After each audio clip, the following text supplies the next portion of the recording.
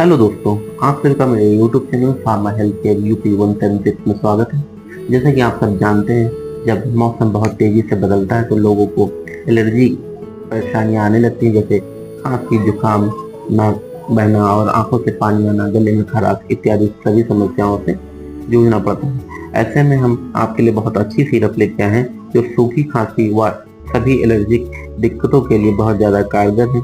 Ascoril D syrup, अगर इसका 10 ml सुबह शाम सेवन करते हैं तो निश्चित रूप से हम सूखी खांसी से निजात पा सकते हैं।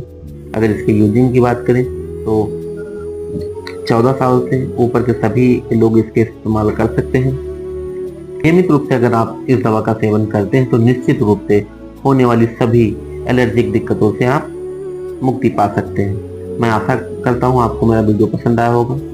हेल्थ से जुड़ी अन्य जानकारी के लिए आप हमारे चैनल के साथ में जुड़